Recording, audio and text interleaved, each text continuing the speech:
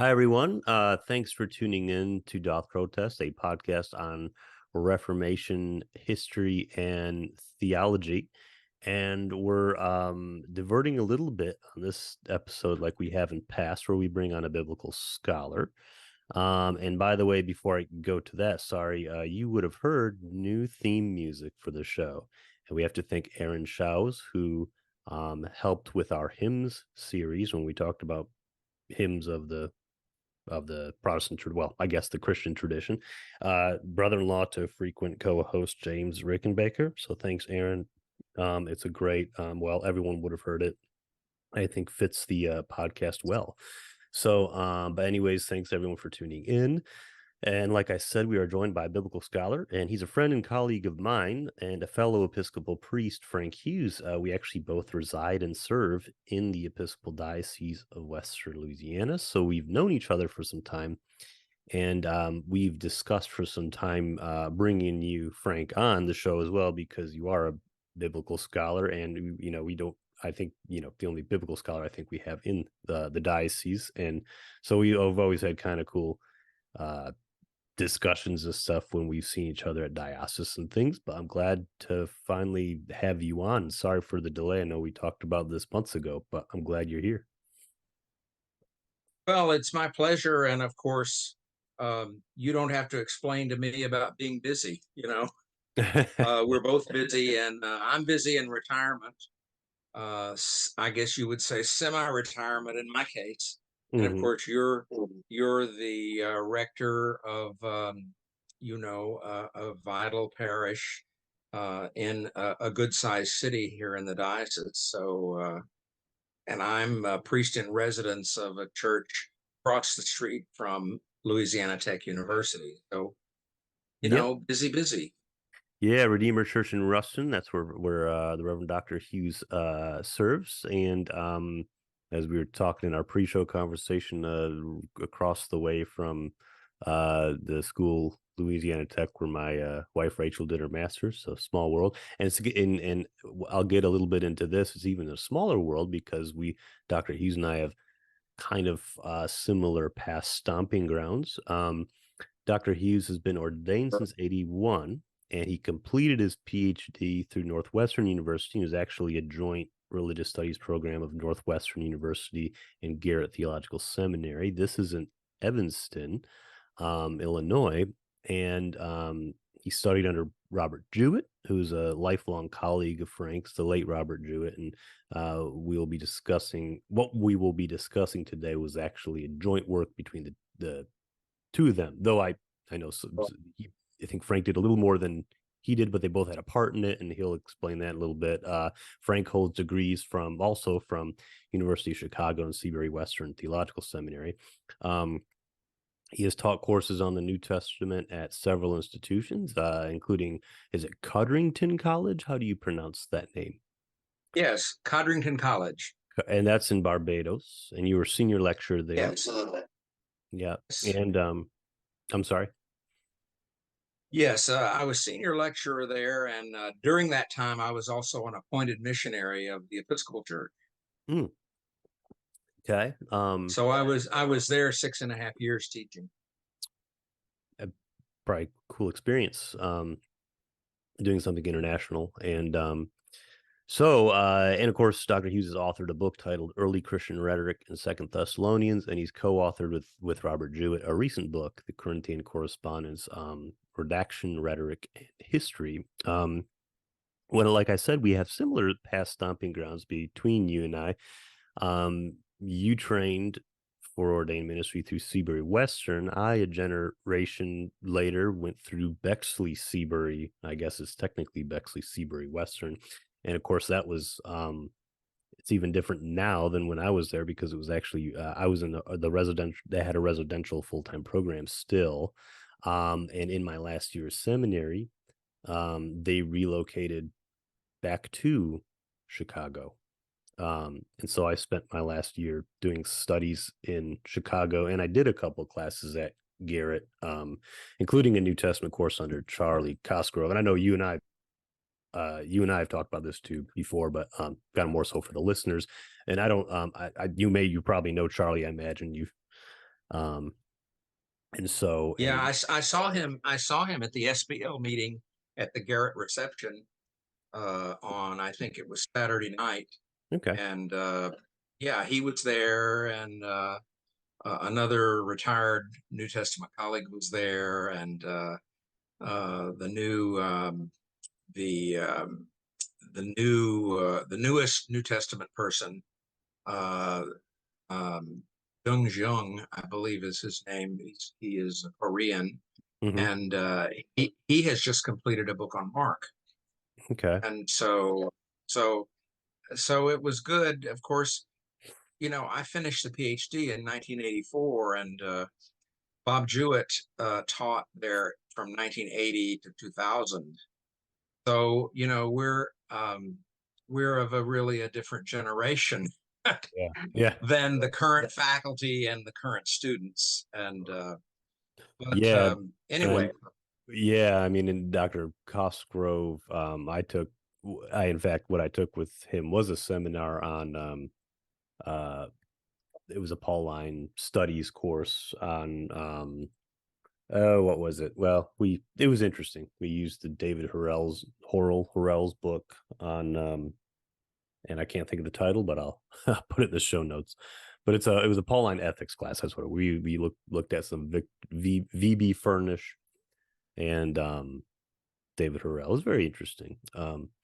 But and I'm curious because so some people go to college, some people get master's degrees, some people get doctorates, and I'm curious to get a little bio, just to not so much bio, but it's more about what sparked your personal interest. I'm interested in hearing from you, Frank. And I like to ask guests this, what got you into what you're into, what got you interested in biblical studies to the point where wanted to pursue it as a doctoral as in a doctoral program. well, I think when I went to college at Hendrix, and majored in religion, um, and in the 70s, people who were going to go to seminary were not necessarily it wasn't necessarily recommended that we major in religion, or it wasn't usually called religious studies then, but it was religion. And but I sort of fell in love with the Bible. And of course, I grew up Southern Presbyterian in Texarkana, and then I started taking organ lessons at St. James in Texarkana, and I sort of I fell in love with liturgy and the Episcopal Church. So I think those are my passions: biblical studies, um, and the church, Hmm. and church music is um, not far away in third position, I guess. Yeah, I didn't know you played organ. I get to learn something new about someone I've known. So, I did. I used to play at Codrington. okay. And so we got again two Louisiana Episcopal priests who did schooling in Chicago, and so and we're both here today. So today's discussion may be interesting, and it's apparent. I think Frank, you and I may have perhaps have had our differences on how we approach some things on the theological level, and also there is, I think listeners will pick up on it. Sort of, there's this kind of differences between the ways, maybe the methods, I don't know, that someone like me who's studying like systematic and historical theology versus a biblical study scholar, how they kind of go about things. Yeah, there's been lots of talk about bridging that gap over the years, I suppose, but perhaps some different takeaways and perhaps some different implications that we may reach on issues surrounding the formation of Scripture on one hand and how we treat it as canon in the church on the other. But you and I, in some of our conversations in the past, you've described yourself, I think, as an unapologetic historical critic, and I kind of consider myself more a post critic, and I know that's a term to really break down, but I don't know, maybe in the style of Brevard Childs or Kate Zonderegger or I don't know, Joseph Ratzinger or something. I don't think it's good to return to a pre-critical age necessarily. But you and I would both find that dishonest, but I think we perhaps differ from each other on how historical criticism in what ways it does benefit versus not the church, and maybe we'll get into that later, but I'm just kind of putting that up front so it doesn't seem like I'm not trying to hit you with what's the term, side balls, or blindside you with, but we'll have some kind of pointed questions because this book is it takes on a lot, and I know it takes on a lot because it's many, many years in the making. It's not like this was written on a whim. so so Yes, that's I think that, you're right. I think you are a systematic theologian, and I think to a great extent a historical theologian, particularly with affinities to the Reformation. And uh, I believe my usual self description is that I'm an unrepentant, unreconstructed historical critic. Oh, they're Um, unrepentant. That was it. unrepentant, There you go. unreconstructed. That's I, right, unrepentant, yeah, that's the word. And so unapologetic too. unapologetic. So those are our disclaimers. But and that all that said, though, I'm not the biblical scholar, so you're the expert here on what we're talking about. So I think we'll have an interesting conversation. In the book we are discussing today, not that we have a video, not that this podcast is audio only, but I'm holding the book up on screen that Frank and I are at least seeing. It is the Corinthian Correspondence, Redaction, Rhetoric, and History, authored by Frank W. Hughes and Robert Jewett. And just looking through it, this is, like I said, a significant book. Well, a significant contribution to biblical scholarship in the area of Corinthian correspondence. But I guess it's probably best to define the terms before we go further. Eh, I have two terms that I wanted you to kind of break down for us, Frank. Redaction criticism, and they're related. You got redaction criticism, and you got partition theory. Just kind of in general, in how those two things relate to biblical studies. But I mean, not specifically Corinthians yet, but just the Bible in general. What are the redaction criticism, partition theory? Could you kind of explain what each of those are? Yes. Well, redaction criticism is the study of how biblical texts, we believe that there was a more of an original type text, and then probably in the late first, if not the early second century, we are arguing that the original 8 Corinthian letters, and we don't have all of them. We have some of them are full letters and some of them are letter fragments. And we think that editing took place in the no earlier than the late first century. And of course, we don't usually use the term redaction criticism in the Pauline corpus. And of course, the term Pauline corpus, lest anyone think otherwise, we use the term Pauline corpus as a neutral term to mean all 14 letters that either are written by Paul or were attributed to Paul plus Hebrew.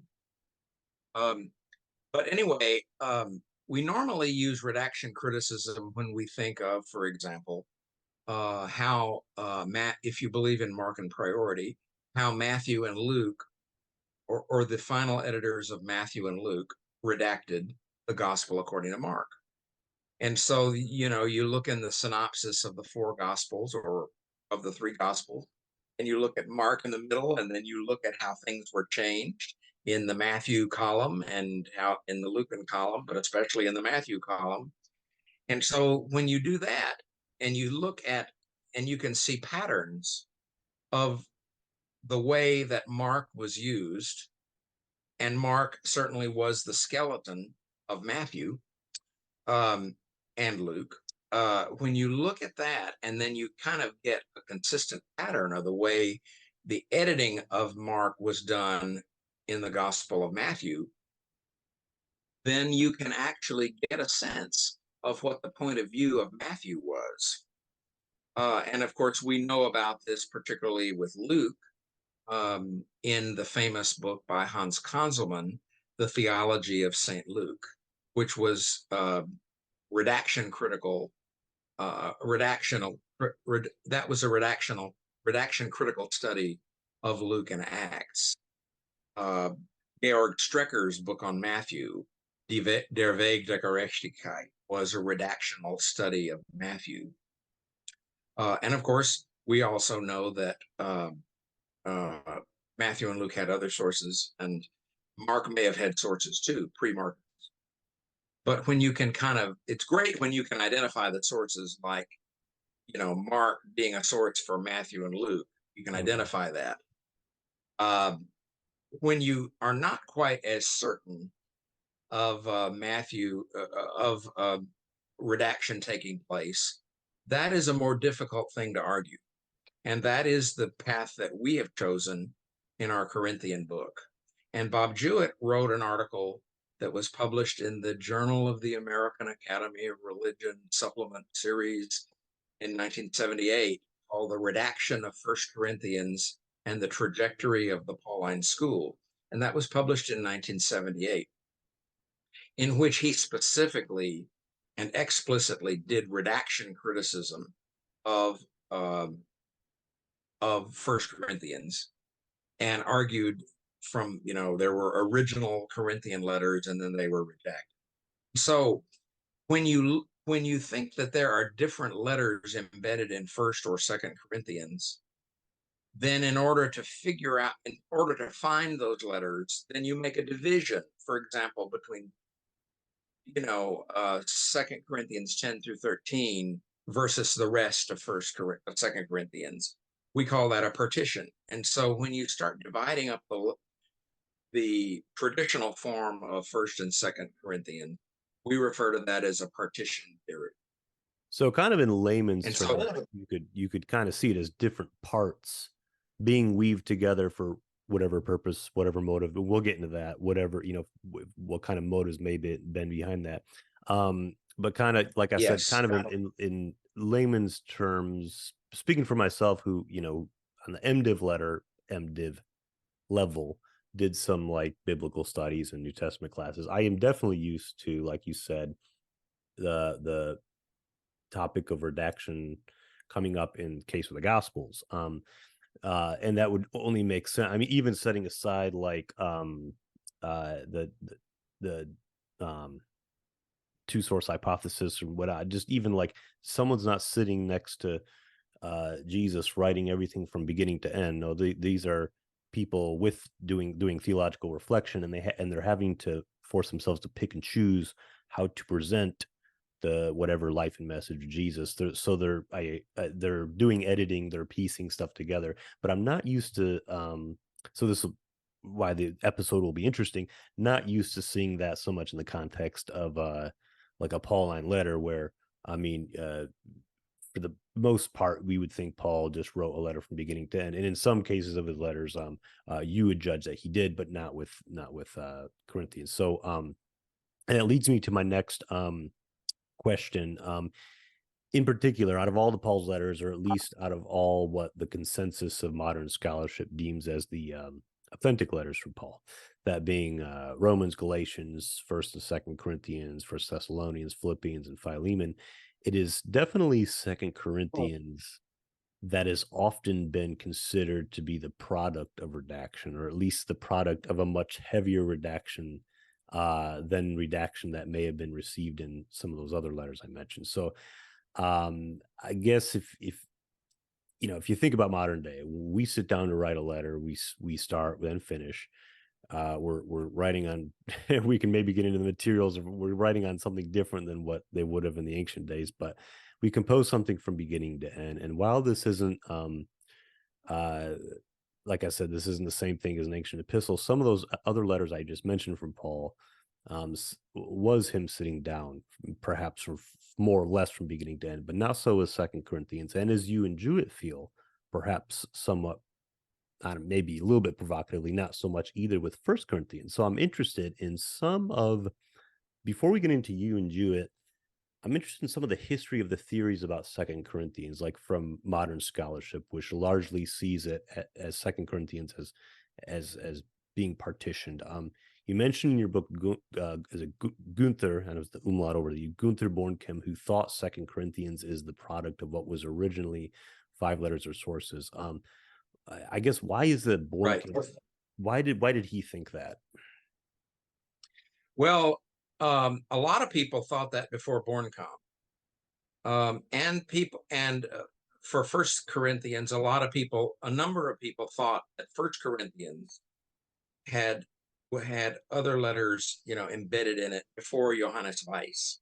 But see, Johannes Weiss, who was the teacher of Rudolf Bultmann, he wrote the Meyer commentary on First Corinthians, became the classic, and it was published in 1910, and I believe it's still in print. Well, Bornkamm's article, Die Vorgeschichte der zweiten, die Vorgeschichte der sogenannten zweiten Korintherbrief, the history of the so-called second letter to the Corinthians, he pointed out a number of things and brought a whole bunch of things together. He pointed out that, the letters that we have in the New Testament that we do not doubt their Pauline authorship, they were all quoted in the first letter of Clement in about 95 or 96 E. All the 7 letters that we think are authentic Pauline letters, minus Second Corinthians, plus Hebrews, are all specifically quoted by Clement in the first letter of Clement, which was a, shall we say, a corrective letter from the Corinthian church, from the Roman church to the Corinthian church, who had thrown out their priests. And the Bishop of Rome heard about it, and the church at Rome wrote this. I mean, Clement wrote it, and he wrote a letter. And if you think Paul ever wrote severe letters, First Clement, magnify that by 4 or 5, and you'll get First Clement. And I admire that letter very much. But in any event, he basically says, what you did, you can't do. And he quotes the Old Testament, and people who oppose people in the Old Testament are opposing God, and they're pretty much the same as the devil, and, things of that nature. Well, First Clement did not quote Second Corinthians, but it did quote First Corinthians. Didn't quote all of it, by the way.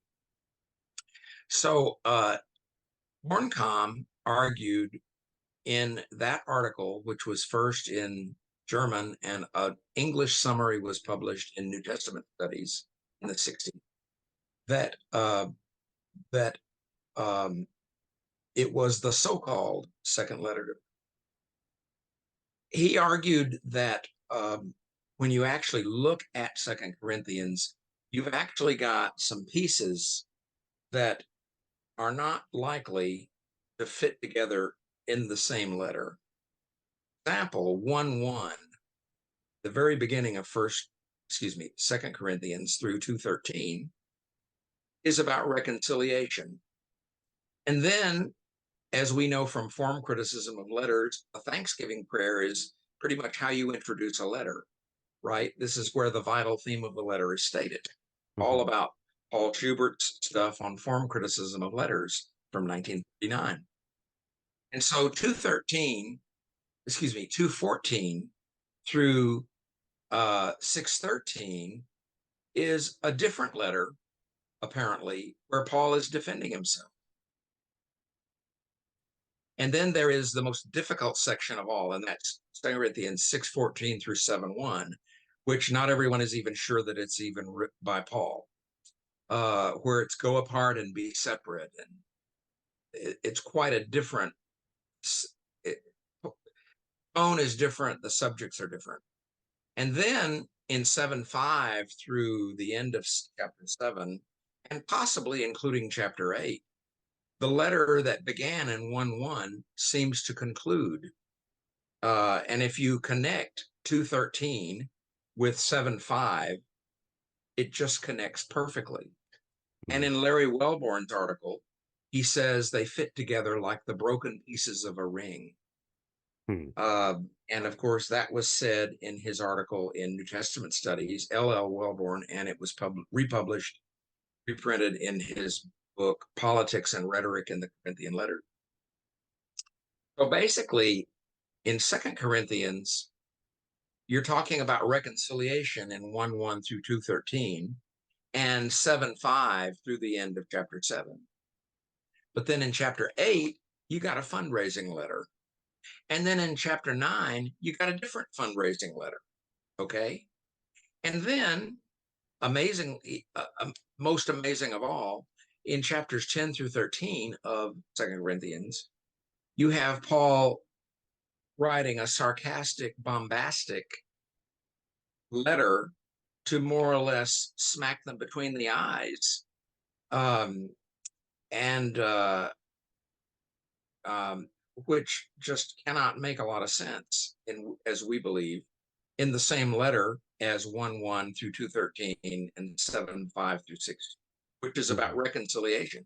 And in that letter, the very beginning of 2 Corinthians, in 2:4, Paul says, I wrote you out of much anguish of heart and with many tears.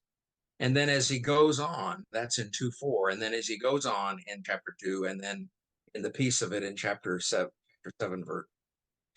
verse 5 and following, you have also Paul's description of the massive and dramatic response that this letter that he wrote out of much anguish of heart and many tears got when it was read and received in the Corinthian church, and caused the Corinthian church to turn around, which they needed to do. And so many people, including Bob Jewett and me, believe that the letter of tears mentioned in chapter 2, verse 4 is same as chapters 10, 11, 12, and 13. And so if 10 through 13 if those chapters are not the letter of tears mentioned in 2:4, then the letter of tears is lost. So the deal is, in 2 Corinthians, you're looking at rather extremely different situations reflected in the different pieces of 2 Corinthians. Not so much a different theology, although there is a lot of theology in 2 Corinthians if you know where to look for it, particularly chapters 4 and 5 of 2 Corinthians, like 2 Corinthians 5:21. For our sake, he made him to be sin who knew no sin, so that in him we might become the righteousness of God. It's been years unpacking that one. And so there's lots of theology, but you have to know where to look for it. Because in letter E, which is chapter 2, verse 14 through 6:13, and then 7:2 through 4, you have Paul essentially saying, Paul, for the first time, Paul defends himself, that letter E. And he defends himself, and he talks about what apostolic ministry and ministry really is, rather than having beautiful rippling body and being able to do magic or being able to impress people. Paul says, basically, it's just, we are human beings, and we don't quit being human beings when we become apostles.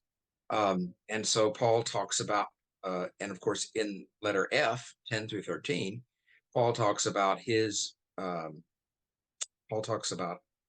weakness. And of course, in 10 through 13, the nasty letter F, in 10:10, he says, they say his letters are weighty and strong, but his appearance is an appearance of weakness, and his logos, his oral rhetoric, just really stinks, beneath discussion.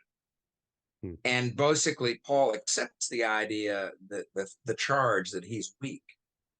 And it culminates in the foolish discourse where Paul brags of his weakness.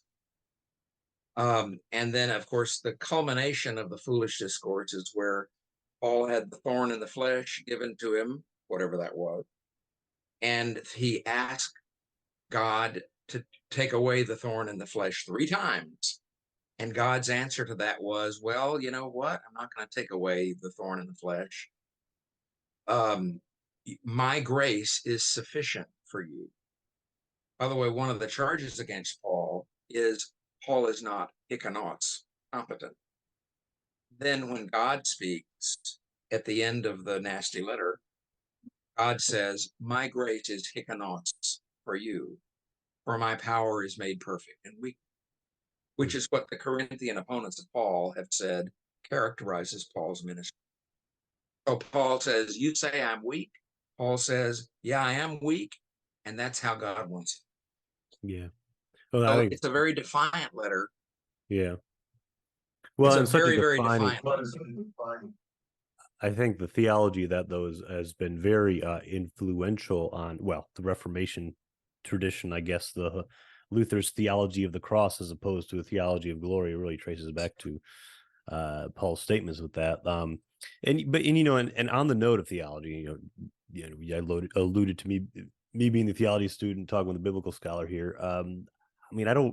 I guess wouldn't find it theologically inconsistent to accept something as partitioned, especially if it's written by the same person. Obviously, our theology, our worldviews, we change as we were always developing in our thought. But it seems to me, be it what's the opposite of a partition letter? If it's integral, that's like if it's written, how it's presented is how it was written. If it's all one letter, we refer to that as an integral letter.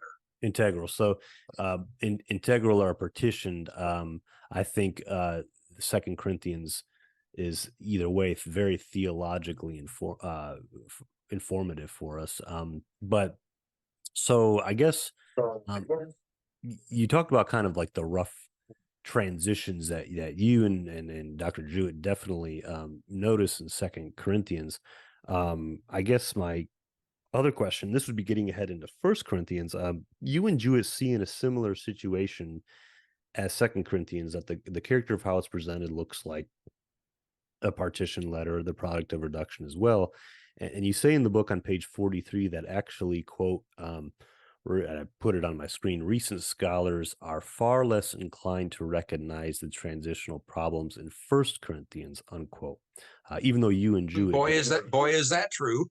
Well, that made me curious, because I was like, that is very true. Well, what's behind that recent trend of not seeing the same issues in First Corinthians? And curiously, who are some of these scholars? What's their reasoning for not seeing the same issues with First Corinthians that you do? I guess would be basically the great commentary on First Corinthians was the one by the great Johannes Weiss. His famous student was Rudolf Bultmann. His famous conservative student was Günter Bornkamm, and Bornkamm's student was Dieter Georgi. But anyway, Johannes Weiss's commentary divided up First Corinthians. It was a commentary on First Corinthians, and it divided up into several letters.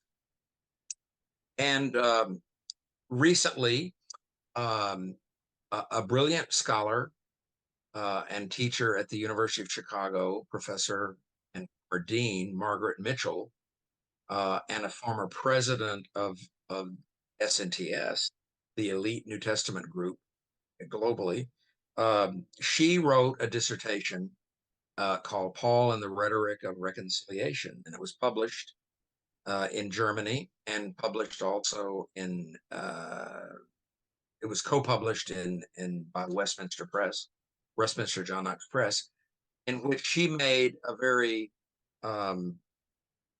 very influential case for the integral character of First Corinthians, which we don't agree with.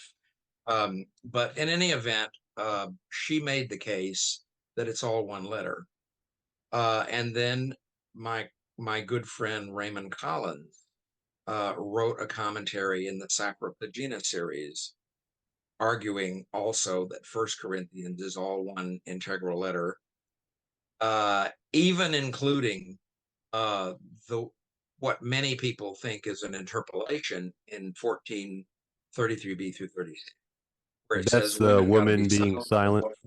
Yes, Yeah. women got to be silent in church, and if Mhm. they want to know anything, ask their husbands at home. And we don't think that that is by Paul, and many scholars who do not otherwise partition First Corinthians accept that as an interpolation, The one but exception. as the one exception. And Margaret didn't, and Father Raymond Collins didn't, Wow. and others don't too. And we think that they are being a little bit too innocent, because if you look at our chapter 3, it's Bob Jewett's chapter 3. We show Bob Jewett showed um, the rough transitions in. We found more rough transitions in First Corinthians than we found in Second Corinthians. And he lists them 1 through 17. He says where they are. He gives a translation, and then he says, okay, here's why we think this is a rough transition. And the rough transition means before it and after it, a different situation seems to be presupposed.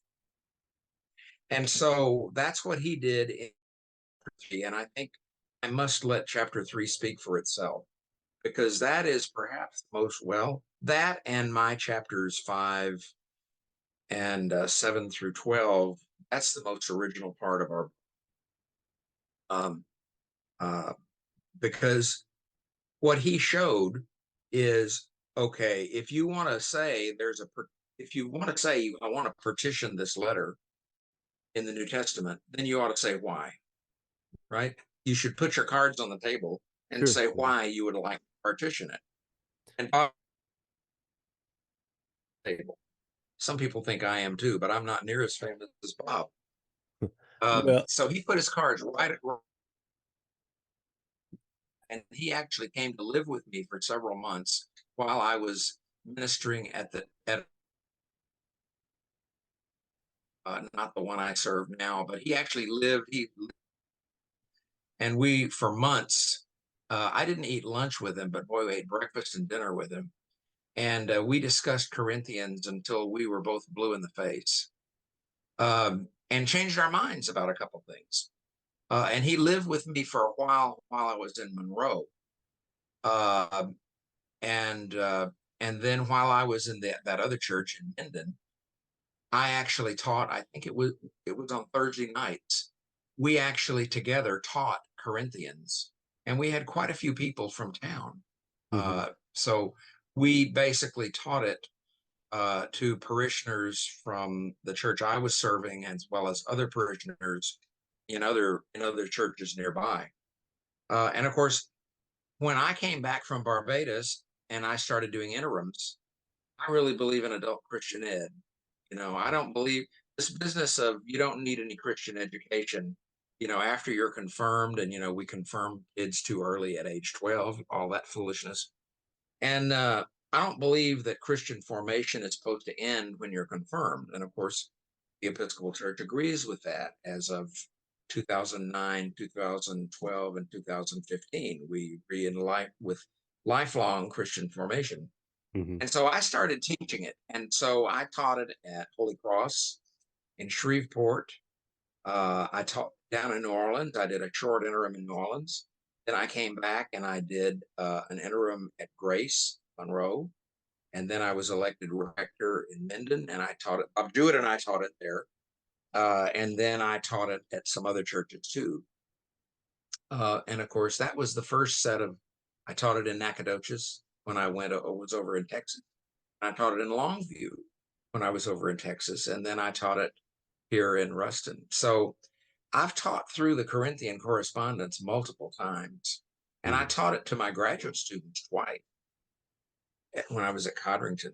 But nonetheless, what Bob did in that chapter 3 is to say, okay, here are rough transitions, numbers 1 through 17. And here is why we think they are rough transitions. So people can read them for themselves, and they can see what he wrote about them being rough transitions, and they can decide whether we're right or not. And of course, the roughest transition of all with 1 Corinthians is 1 Corinthians 11. Because in 1 Corinthians 11, verses 18 and 19, Paul says, well, I've heard that there are divisions among you, and I partly believe it. That's verse 18. And then in verse 19, he goes on and says, well, it's necessary that there be divisions because that's how you tell who the genuine people are. See? So in chapters 1 through 4 of this thing called 1 Corinthians, Paul has been raking them over the coals at some length about disunity and how bad disunity is, because he's gotten the detailed report from Chloe's people that he recounts in 1:10 and following. The factions. I'm of Paul, I'm of Cephas, I'm of Apollos, I'm of Christ. And my God, I wasn't crucified for you, you know? And then, so he's raking them over the coals big time in the first 4 chapters about their disunity. And then in chapter 11, he says, well, it's not so bad. And so everyone who partitions 1 Corinthians generally wants to put 1 Corinthians 11 first, because it reflects a situation in which Paul has heard that there are divisions, but he's unwilling to believe it. I partly believe it. I believe it in part. By the time Paul writes the beginning of 1 Corinthians and has had the detailed report from Chloe's people, obviously he believes that 100%.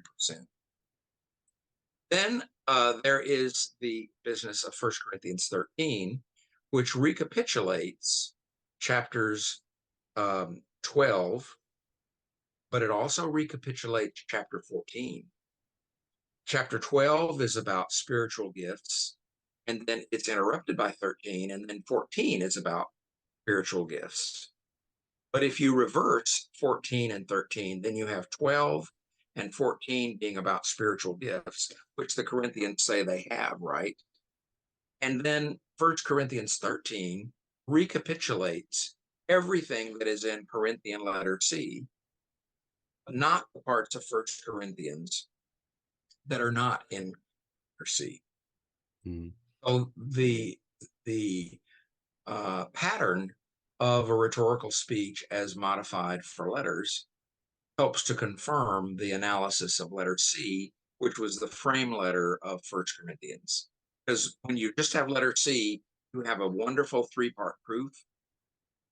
And then you have, that's what Paul says first. In other words, you're basically completely wrong about spiritual gifts. And then in chapter 7 and in chapter 8, he says, now considering now about the things that you wrote me about. See, they've written Paul a letter. In their letter, they talked about how rich they were with the gifts of the Holy Spirit and how filled they were. And of course, he finally gets to that in 4:8. You are filled, you're rich, you're kings. So eventually he gets to the thing after chapter 7 and 8. Then he gets to the things. Previously, he talks about the things he wanted to talk about. In chapters 7 and 8, he talks about the things they ask him about marriage and virginity and slavery and things like that.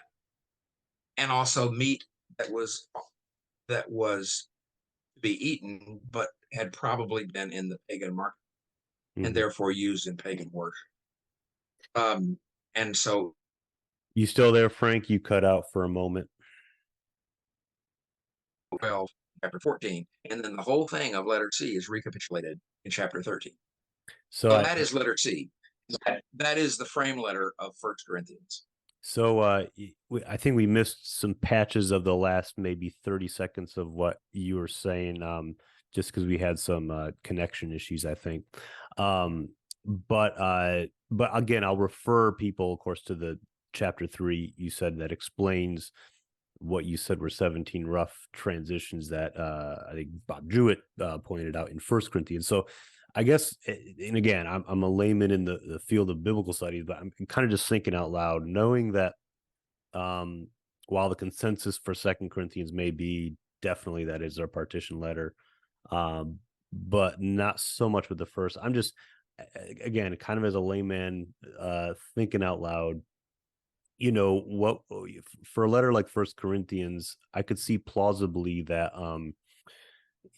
for one, Paul might just be wanting to address a variety of topics that came up. I know you mentioned how in earlier parts he's fuming mad about there being very apparent, blatant disunity, and then it kind of shifts where he mentions where disunity is not necessarily a bad thing. And I'm just trying to think like me, I could see myself pastorally dealing with something where I can see why there would be division, trying to affirm that like I get why there's disagreement, but wanting to be very firm about that it's escalated to a point. And I don't know. It just for me, I'm not. I could see.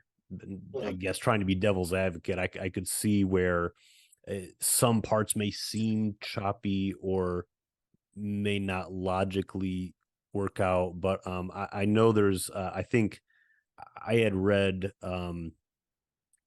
It's vaguely remembering had the scholar Hans Lietzman, who I think he made an argument of First Corinthians being integral by saying, it may be it does seem disjointed to a modern reader, but for someone who is, I guess, intimately involved in the situation that occasioned the letter, it wouldn't have been. I'm kind of just vaguely remembering what he said, but that would be kind of be What my you're suggesting, yeah, yeah. what you're suggesting been that has been the counter to any partition theories. And so, yeah, you could you could hold a convention of people who partition First Corinthians, and you could hold it in your office, your inner office, I'm sure. So we are very much in the minority. But again, as a rhetorical critic, and Bob Jewett as a rhetorical critic, would it ever really be to Paul's advantage rhetorically to tell them, okay, divisions are no damn good. It's a terrible thing for the body of, I mean, and also the business in First Corinthians 12 is the body of Christ. That's a plea for unity. Mhm. The analogy of the body of Christ, the church is the body of Christ, and it's one body, it's got a bunch of different parts, but it's fundamentally one body, and therefore you shouldn't, one part shouldn't try to cut off some other body part. Would it ever be to Paul's rhetorical advantage, given the fact that he can't be there in person? Would it ever be to his rhetorical advantage to say things like unity is the main thing, and certainly in chapter 12, unity is almost the only thing, and then to have chapter 11 of the same letter saying, well, disunity ain't so bad. Mhm. And so, we don't know exactly what happened.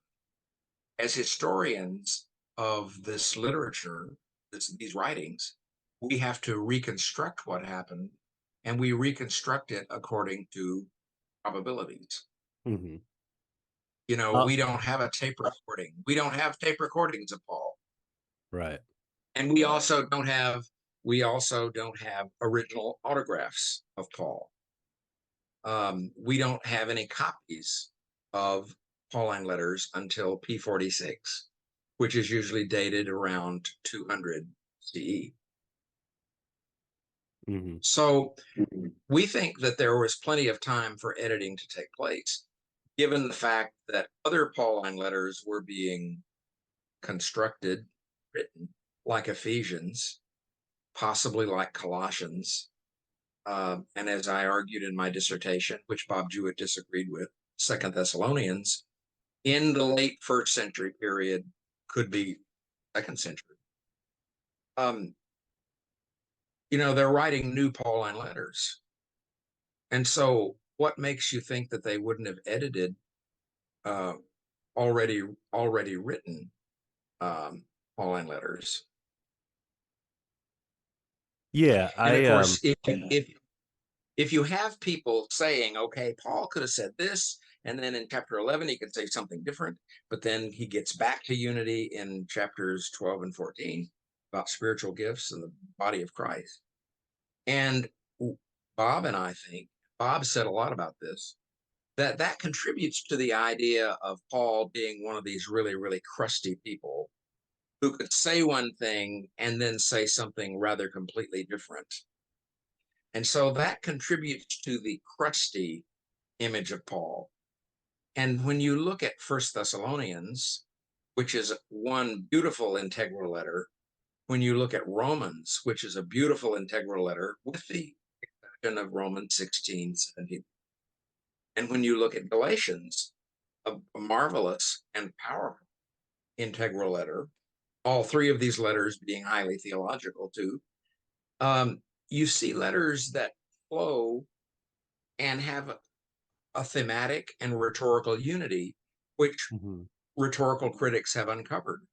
Uh, Hans Dieter Betz in his commentary on Galatians, Bob Jewett in his commentary on Romans, myself in my article on First Thessalonians. When you look at letters that are undoubtedly integral letters, and you see how well and how consistently they flow, and then you look at what Paul seems to be doing in First Corinthians and how he seems rather completely to change his mind in chapter 11. Then when you get to chapter 12, he's talking about unity again. Then you have to say, what is the most likely historical explanation of the text we have? Yeah, I mean, part of me thinks, well, one part of me, and I'm not trying to like a smart alecky answer, but like didn't the redactor catch that Paul's being inconsistent? If we're gonna piece it together this way, um, I mean, surely they, and who knows? I mean, I'm like, again, I'm not, I suppose very well, especially with Second Corinthians, I definitely see a compelling case for it being partitioned.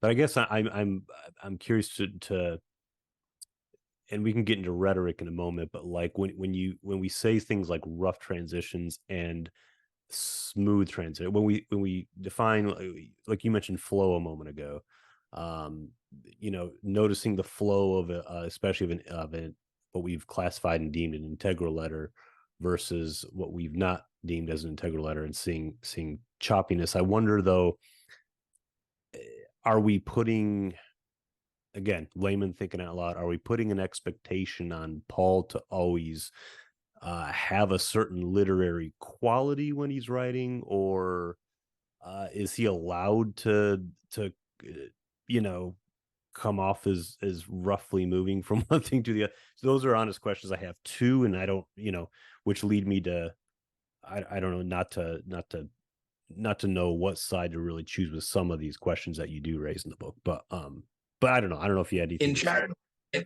in chapter 4, that's where Bob talks about the redaction of First Corinthians and how it was and how First Corinthians was put together. And Hmm. then in appendix 2 of the book, you have charts. So they started out as Bob Jewett charts, and then Neil Elliott converted them to PDFs for us. He did a great job. Hmm. But chapter 4 is, in other words, chapter 3 is why we want to partition First Corinthians. Chapter 4 is the partition and redaction of letter C to take it out of the hands of proto-Gnostics. Hmm. In other words, letter C as it stood said that some people got Christian wisdom and other people do not have Christian wisdom. Chapters 2 and 3, particularly the latter part of chapter 1 and chapter 2 of First Corinthians, some people have got spiritual wisdom. The Corinthians said they were spiritual, right, in their letter to him.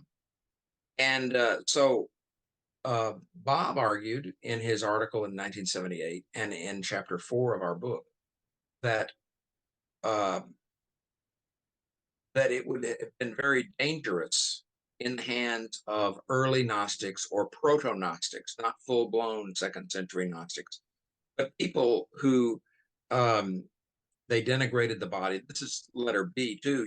These are the people who don't believe in the resurrection. See? Mm-hmm. And so uh, the stuff about the latter part of chapter 1 and chapter 2, talking about some people, spiritual things are only understandable and explainable to people who are spiritual. So there are some people who are spiritual who can understand Paul. And that would have been very dangerous in the lends hands of itself. He lends itself to the Gnostic concept of. And so proto-Gnostic, and we agree with Hans Conzelmann there, not full-blown Gnostics, proto-Gnostics. And so basically, we think that in order to take letter C out of the hands of proto-Gnostics, then the redactors put pieces of authentic Pauline letters in with letter C, and to blunt the force of it, so that you wouldn't get the idea that, okay, only spiritual people can understand Paul. Only spiritual people can understand spiritual, which is what the Corinthians thought. And something like that, Paul does argue at the beginning of chapter 2 of 1 Corinthians. That would have been like fire in the hands of proto-Gnostics. And so Bob argued in 1978 and also in our book,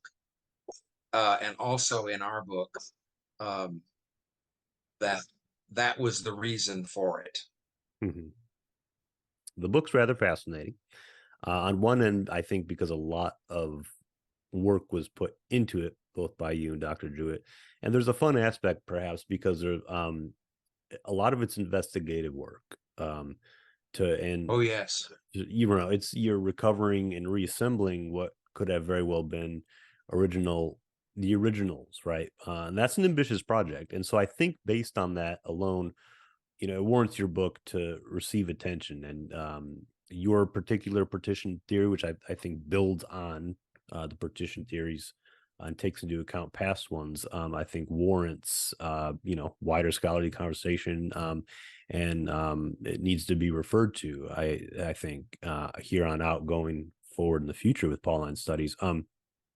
I encourage our listeners to check out the book and just really read the details more. Obviously, an hour-long podcast can't get into it, but he describes letters A, letter B, it goes through H, and what the specific themes of those were, and how, according to him and Dr. Jewett's theory, they're reworked into what we see in both First and Second Corinthians. So now one of the things I said, and this isn't just in your book alone, it's in other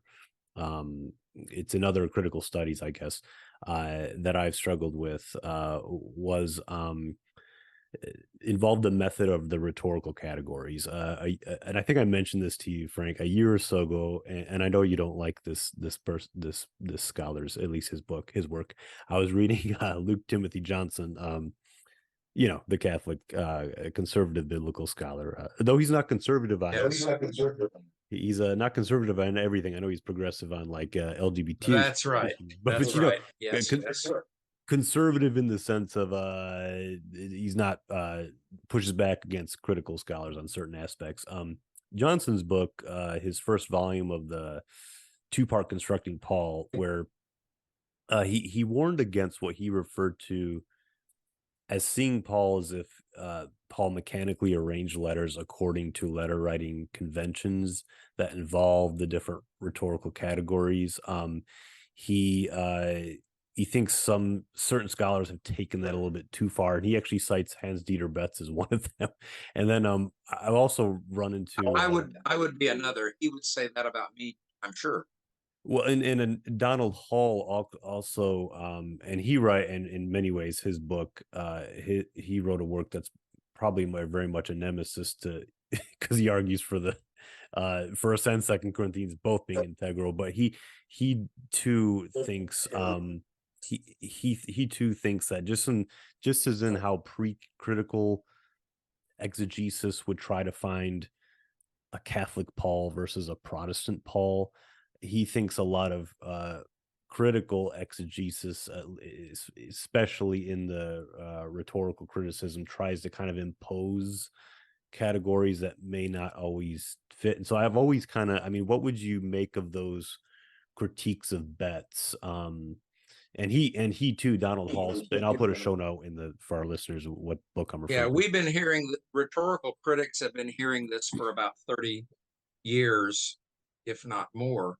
Mhm, And so the real deal is, we have never said that Paul ever saw a rhetorical handbook. mhm, But we think that rhetorical instruction was a pervasive part of the regular. In other words, you studied grammar, you studied rhetoric, and then mhm, a few people studied philosophy. And mhm, so people that went to school would have studied grammar first, and Quintilian wants them to be taught grammar the right way. And of course, Quintilian in the late first century was the greatest Latin teacher of rhetoric. And so we think that rhetorical instruction was so pervasive that even without thinking of, my God, this is the exordium, well, I've got to put in an oratio now, mhm, they would have been able to know, okay, this is how you would put a speech together. And then to a great extent, that was modified in letters. For example, speeches don't usually have an exhortation at the end, whereas letters do. mhm. So there are differences between speeches and letters, as we have always said. We've been accused of not recognizing those differences. That really isn't true. We have recognized the differences, and we see them. We see that as a modification of some of the traditions of rhetoric. And of course, there's something like that in Cicero's De Oratore, Book 3, paragraph 125, that says, somebody asks, The fact that there are you all these, remembered all that off the top of your head is yes, that's right. very specific Well, anyway, reference. basically De Oratore has all of Cicero's rhetorical heroes. They didn't all live together at the same time. But anyway, they have a dialogue or a discussion about how to train the orator in the best way. Mhm, And one of the questions is, well, what happens? What happens if it's not, a funeral speech or a ceremonial speech, or it's not before the Senate or the council, or you're not in court? In other words, those are the three genera of rhetoric, epidictic, deliberative, and judicial rhetoric. And then Cicero says, well, a ready orator who knows rhetoric doesn't need a new genus of rhetoric. You would know what to do based on the situation. And he suggests that what would happen if the Senate needed to write a letter. mhm, And so Cicero suggests in De Oratore 3, 125, that a mandatum from the Senate could indeed have rhetorical character, including which would include rhetorical. We also know a lot about rhetorical theory, um, invention, or the use of topics, perhaps, arrangement. In other words, this how you put a speech together, and style, the smaller bits and pieces of style, had to do with written rhetoric. mhm. And then memory and delivery had to do with oral rhetoric. And we know that those were very well taught and very well learned in rhetorical school. So, So we and I mean, I we think think that that's that was a very pervasive part of education in the well, and I mean Greco-Roman world.